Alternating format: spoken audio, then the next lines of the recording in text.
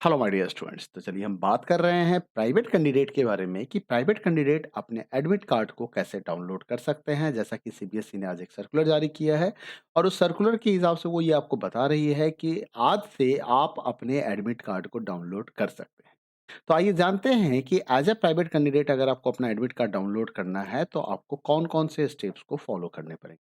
सबसे पहले आपको करना क्या है, आपको एक यूआरएल स्टार्ट करना है। मैं यूआरएल आपको दिखा देता हूँ और ये यूआरएल मैं वीडियो के डिस्क्रिप्शंस में भी डाल दूंगा सो दैट कि आप वहाँ से भी इसे चेकआउट कर सकते हैं कि वो यूआरएल क्या है। cbseit.in/cbsc/wave/registration/private adm card.aspx। तो आपको ये यूआरएल टाइप करना है। इस यूआरएल का टाइप करने के बाद आपके सामने कुछ ऐसा स्क्रीन आ जाएगा।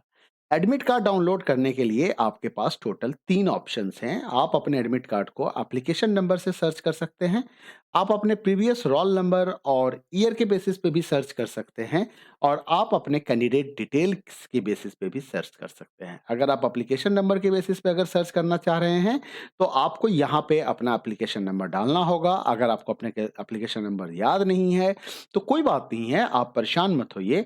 आपको करना क्या है, अपना प्रीवियस रोल नंबर डालना है और प्रीवियस रोल नंबर जब आप से पूछा जाएगा तो एक बार मैं प्रीवियस रोल नंबर पे मैंने क्लिक कर दिया है और देखते हैं कि आपको क्या-क्या इन्फॉर्मेशन यहाँ पे दिखाना पड़ सकता है। तो आइए इस बीच में मैं एक दूसरा भी लिंक खोल के रख लेता हूँ सो दैट कि मैं वहाँ भी दूसरे ऑप्शन पे क्लिक कर दूँगा। थोड़ा स्लो है, मुझे लग रहा है कि अभी बहुत सारे लोग इस एडमिट कार्ड डाउनलोड कर रहे होंगे, तो हो सकता है इसलिए थोड़ा स्लो चल रहा होगा। बट डोंट वरी, ये अभी आ जाएगा कि प्रीवियस रोल नंबर की बेसिस पे आप कैसे अपना एडमिट कार्ड डाउनलोड कर सकते हैं। ये देखिए, जब आपके सामने प्रीवियस रोल नंबर का स्क्रीन आता है, जब आप प्रीवियस रोल नंबर वाले और ईयर वाले बटन पे क्लिक करते हैं, तो आपको अपना रोल नंबर यहाँ पे डालना है और यहाँ से आप ईयर सेलेक्ट कर सकते हैं। ईयर सेलेक्ट करने के बाद आप प्रोसीड करेंगे।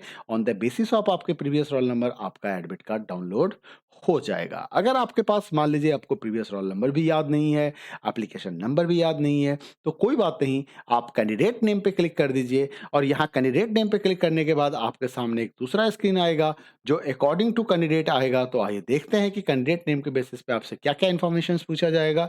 कैंडिडेट नेम के इन्फॉर्मेशन पे आपसे आपका नाम पूछा जाएगा, आपके मदर्स का नाम पूछा जाएगा और भी कुछ पर्सनल इन्फॉर्मेशंस हैं जो आपसे माँगे जाएँगे।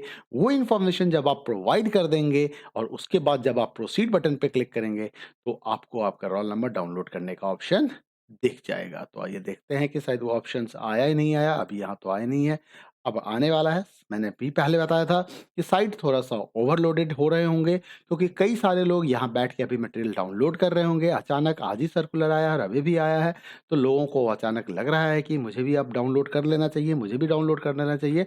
अगर कुछ ऐसा इश्यूज आपको देखने को मिल रहा है, तो आप थोड़ा-सा रुक जाएँगे और आज के बजाय कल या कल के बाद भी कर सकते हैं क्योंकि आपका एग्ज़ाम 15 तारीख से स्टार्ट हो रहा है।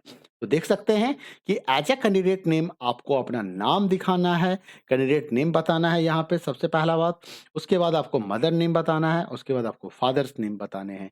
तो टोटल 3 इन्फॉर्मेशन आपको प्रोवाइड करने हैं और ये एक ऐसा इन्फॉर्मेशन है जो सभी बच्चों को पता होगा कि उसका नाम मतलब रजिस्टर्ड नाम, ये ध्यान रखिएगा आपको नाम वही डालना है जो नाम आपका रजिस्टर्ड है, जिस नाम से आप सीबीएसई में रजिस्ट्रेशन करा रखे हैं, मदर का नाम और फादर का नाम, स्पेलिंग का ध्यान रखिएगा।